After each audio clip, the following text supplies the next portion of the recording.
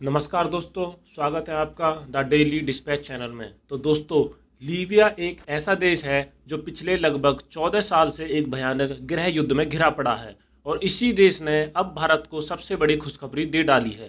और यकीन मानिए, आज की खबर सुनकर तो आपका भी दिल खुशी से झूम उठेगा। तो चलिए मैं आपको बताता हूँ। तो दोस्तों, इस पूरी कहानी को समझने के लिए हमें 2010 में जाना होगा। उस समय लीबिया के पास ही एक देश पड़ता था, ट्यूनीशिया। वहां पर लोगों ने जोरदार प्रदर्शन स्टार्ट किया अपने तानाशाह के खिलाफ और वे लोग सफल भी हुए। वहां पर उन्होंने तानाशाह को उखाड़कर फेंक दिया और इसका असर पूरे अरब वर्ल्ड की जनता पर देखने को मिला।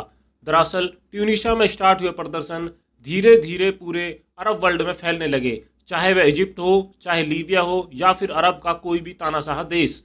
एक एक करके तानाशाह को हटाया जाने लगा और तानाशाह को हटाने की इस मुहिम को कहा गया अरब स्प्रिंग। और यह अरब जंग पहुंची लीबिया सन 2011 में। उस समय वहां के तानाशाह थे मुअम्मर गद्दाफी।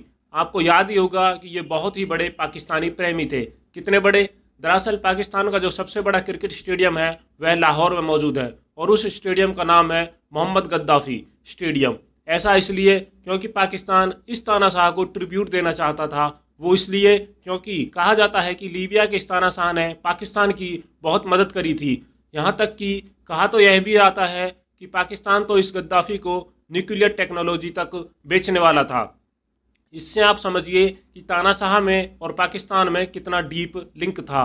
तो खैर 2011 में इसकी सत्ता पलट गई और प्रदर्शनकारियों ने इस व्यक्ति को गटर से निकाल कर मारा। जी हाँ, यह गटर में छुपा हुआ था अपने अंतिम दिनों में। तो खैर लीबिया की इस तानाशाह का तो खेल खत्म हो गया, लेकिन भारत को कुछ बड़ा नुकसान यहाँ पर देखने को मिला।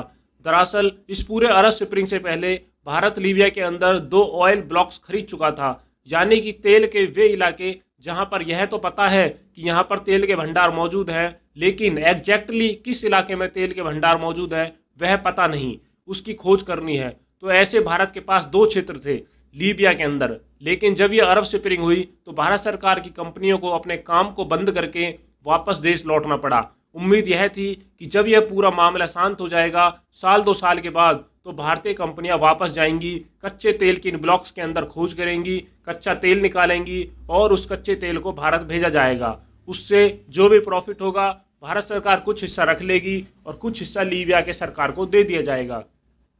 लेकिन हुआ यह है कि मोहम्मद गद्दाफी को मारने के बावजूद लीबिया शांत नहीं हुआ। उसके बाद यहाँ पर 2 गुट खड़े हो गए थे। लीबिया की वो सरकार जिसे यूनाइटेड नेशन समर्थन देता था, दूसरा था लीबिया की सेना का धड़ा।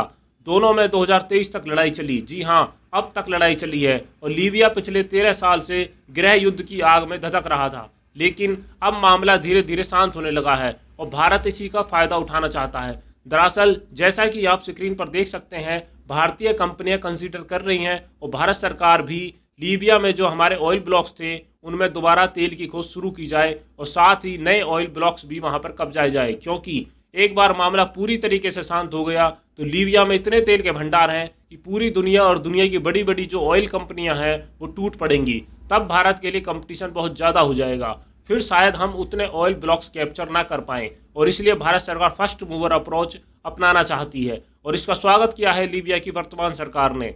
दरअसल वहां के पेट्रोलियम मिनिस्टर हैं, उन्होंने इस खबर पर कहा है कि हम विदेशी कंपनियों का स्वागत करते हैं और जो नए ब्लॉक्स हैं वो भी बेचने की इच्छा रखते हैं, यानी कि वो भारत को नए ऑयल ब्लॉक्स भी देना चाहते हैं। और यकीन मानिए, अगर ऐसा हुआ तो यह भारत के लिए ह्यूज एडवांटेज होगा और मोटा मुनाफा इससे होगा। इससे भी बड़ी बात तो यह है कि अगर भारत ने कर दिखाया ना, तो यह एक ऐतिहासिक डिप्लोमेटिक विक्ट्री होगी और पूरी दुनिया में भारत की चर्चा होगी। वो इसलिए क्योंकि अभी तक जो लीबिया में गृह युद्ध चल रहा था पिछले 13 साल से, इसमें एक तरफ सेना थी, एक तरफ सरकार थी। सेना थी और उसके सपोर्ट कर रहे थे फ्रांस, ग्रीस, इसके अलावा यूरोप के कुछ और देश। जो सरकार थी उसे सपोर्ट कर रहा था तुर्की जैसे देश। और इन्हें यह लग रहा था कि जौन सा विपक्ष सत्ता में आ गया उनकी बल्ले बल्ले हो जाएगी। मतलब कि अगर सेना सत्ता में आ गई तो तुर्की जितने भी ऑयल ब्लॉक्स हैं, जितने भी कच्चे तेल के भंडार हैं, वो कब्जा लेगा। अगर सरकार सत्ता में बनी रही तो ऐसी स्थिति में फ्रांस के मजे आ जाएंगे, यूरोपियन देशों के मजे आ जाएंगे, इन्हें कच्चे तेल के भंडार मिलेंगे। लेकिन अब हो यह रहा है कि एक मिली जुली सरकार यहाँ पर बनती दिख रही है, क्योंकि भारत ने दोनों हिस्सों से यानी कि सेना और सरकार दोनों से अपने कनेक्शन बनाए रखे। ऐसे में जो देश इन दोनों की लड़ाई में मध्यस्थ रहा यानी कि जिसने किसी का पक्ष नहीं लिया उस पर ज़्यादा भरोसा किया जाएगा और यही भारत की ग्रेट डिप्लोमेटिक विक्ट्री कहलाएगी। जय Hind. Thank you for watching my video. मेरे चैनल को लाइक करें और सब्सक्राइब करें।